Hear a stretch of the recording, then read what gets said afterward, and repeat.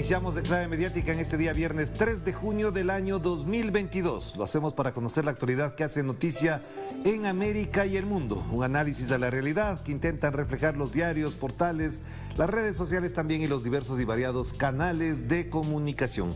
Empecemos por las portadas y esta que es muy importante. Más adelante veremos también un pequeño reporte alrededor de lo que dijo el presidente Nicolás Maduro y que ahora Últimas Noticias de Caracas lo destaca. Ordena operaciones militares en Oriente. La Fuerza Armada de Venezuela combatirá grupos armados en 4 estados orientales. El despliegue, como lo explicó el presidente, debe tener las mismas características que la Operación Escudo Bolivariano 2022 ejecutada en la frontera con Colombia, que ha permitido desmantelar más de 200 campamentos de terroristas armados narcotraficantes de Colombia. Y acá abajo se le aprecia, dice ahí, junto a una aeronave derribada por la Fuerza Armada de Venezuela, 16 aeronaves del narcotráfico han sido neutralizadas en territorio nacional este año como parte de la Operación Escudo Bolivariano, que se realiza en varias entidades del país para erradicar a los grupos armados colombianos. En la foto, el presidente Maduro muestra los restos de un narcoavión con matrícula estadounidense destruido por la Fuerza Armada Bolivariana. Más información a propósito de la Cumbre de los Pueblos, que ya no es cumbre. Bueno, la Cumbre de los Pueblos se va a desarrollar en Los Ángeles frente a la otra cumbre que ya no es cumbre ni tampoco es de las Américas. Esta Cumbre de los Pueblos, como dice Últimas Noticias, en Los Ángeles denunciará el bloqueo contra Venezuela, Nicaragua y Cuba, que por supuesto fueron excluidos de la cita promovida por Estados Unidos. Y pasamos a la tercera de Chile, en donde efectivamente a propósito de la Convención Constitucional hay algunas noticias importantes. Ayer, por ejemplo, se bloqueó la posibilidad de que el señor Gabriel Boric pueda ser reelegido como presidente en caso de presentarse en una reelección inmediata. Y, entre otras cosas, también lo destaca la tercera. La convención mantiene dudas sobre la fecha de término del Senado. Rechazó, aquí dice, vamos a ampliar para que se vea bien, el Pleno de la Convención Constitucional rechazó la propuesta que ponía fin a la Cámara Alta en el 2006 y aprobó que instituciones de la nueva Constitución regirán de inmediato. Esto ha traído conversaciones, amplio diálogo y debate político, no solamente en las redes sociales, sino también entre los grupos de oposición al gobierno de Gabriel Boric y la alianza que también sostiene al gobierno de Gabriel Boric. Y el Diario Expreso de Guayaquil: Quito ataca la inseguridad y castiga el porte de cuchillos.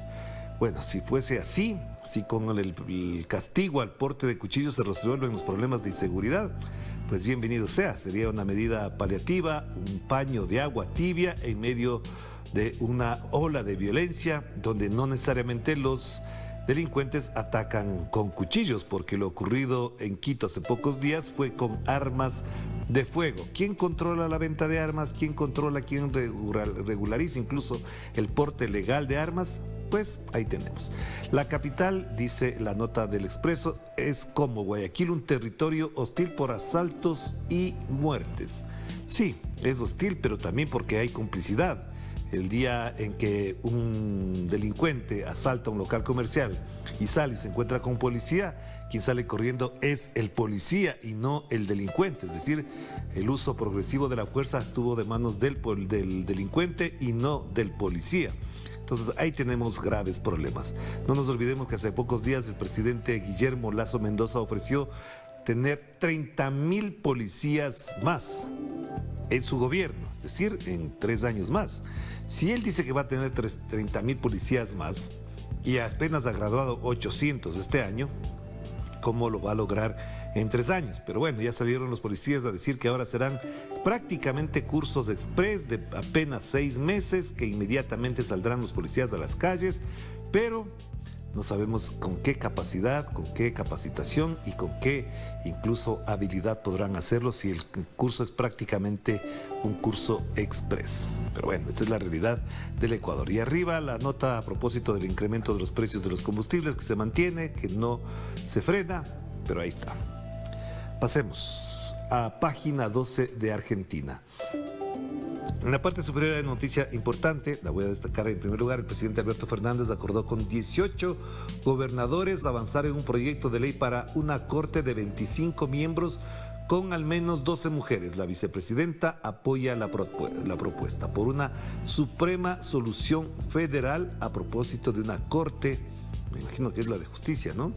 Y en la parte inferior el titular principal: el Estado es responsable. El movimiento Ni Una Menos vuelve hoy a las calles a 7 años de la primera convocatoria y después del paréntesis de 2, obligado por la pandemia. La marcha será de Plaza de Mayo al Congreso, donde se leerán las reivindicaciones de las organizaciones encabezadas por las consignas vivas, libres y desendeudadas. Nos queremos, porque también este tema está instalado en la agenda de los grupos feministas. Acabar con la deuda, que también acaba con muchos procesos de reivindicación de género. Y el Espectador de Colombia, a propósito de este acontecimiento que tiene muy preocupados a los colombianos, el Espectador lo destaca en su titular: a la espera de un milagro. Y ahí se ven a las personas familiares de quienes se encuentran en una mina de carbón. ¿Qué dice la nota? La explosión del 30 de mayo, hace pocos días, en una mina de carbón en el norte de Santander, deja 4 trabajadores muertos y 11 más atrapados a 200 metros de profundidad.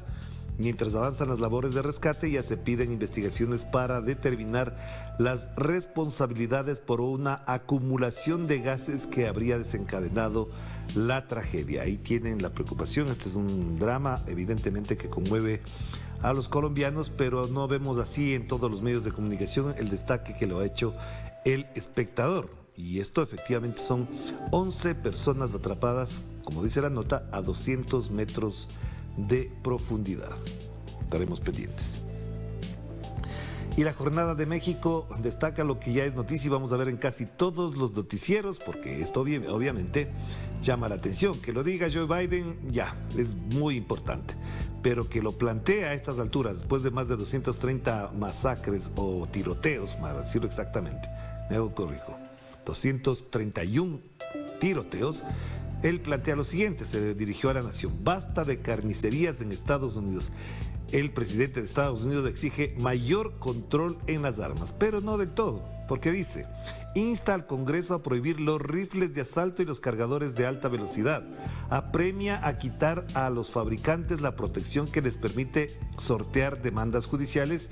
Y ayer hubo obviamente 2 ataques en Wisconsin y Iowa, causan 3 muertos y al menos 5 heridos, es decir, que si ayer hubo 2 y ya son 233 en realidad los tiroteos ocurridos en lo que va del año, es decir, no acabamos ni medio año y hay 233 tiroteos. Pero bueno, en el costado derecho el efecto del paro de los transportistas en México, y que se destaca en la portada de la jornada.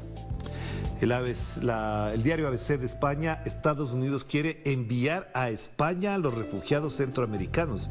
Uno cuando lee estos titulares piensa cualquier cosa, pero bueno. Ambos gobiernos, es decir, el de Estados Unidos como el de España, constituyeron hace una semana un grupo de trabajo para negociar medidas que cerrarían en la Cumbre de las Américas. Entonces uno no entiende qué van a hacer con los refugiados centroamericanos en España. ¿Los van a en calidad de qué? ¿Para retornarles a América? No se entiende, no está en la nota explicada. Pero aquí abajo dice: inmigrantes centroamericanos interceptados por la policía tras cruzar el Río Grande. Pues bueno, estaremos pendientes de que esto efectivamente se explique adecuadamente. Vamos con los portales informativos y lo que ya también es noticia en casi todos los medios y de una manera mejor explicada que en otros, pero bueno, aquí usted encuentra información en Telesur. La Unión Europea adopta el 6º paquete de sanciones contra Rusia. Aquí se dice, veamos: según el Consejo Europeo, la aplicación de la medida tardará desde 6 meses para el crudo hasta 8 meses para los productos petrolíferos. Esto es una parte, porque la otra parte que nos interesa en este programa es que dentro del paquete de sanciones también se bloquea la señal de 4 cadenas rusas de televisión o de medios de comunicación rusos en general. Es decir, el paquete de sanciones incluye coartar la libertad de prensa, la libertad de informar y de informarse por parte de los europeos con las cadenas rusas para entender qué es lo que pasa en ese país. Por ejemplo, hubo un incendio hace pocas horas en Rusia, en el centro, en la zona comercial de Moscú, y de eso no se va a uniformar porque efectivamente no habrá información desde Moscú ni desde Rusia para Europa, y tampoco los europeos sabrán cómo informarse desde las cadenas rusas. Tendrán la única opción que informarse por la prensa, como llaman ellos, occidental. Más información en el costado derecho, la más importante y dramática, que ya lo habíamos comentado también. Hace pocos días suben a 127 los fallecidos, los muertos por las lluvias en Pernambuco, Brasil. Y todavía faltan por encontrar personas desaparecidas dentro de los escombros del deslave de hace pocos días atrás.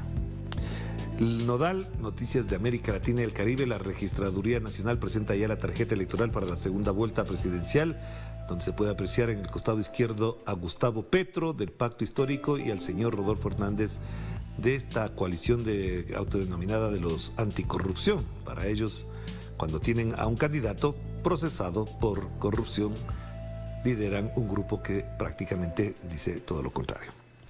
Avanzamos. Aquí también Medvedev, el primer ministro, el dirigente político de alto nivel de Rusia, Occidente no logrará aislar a Rusia. Y acá hay más información que vale la pena ver.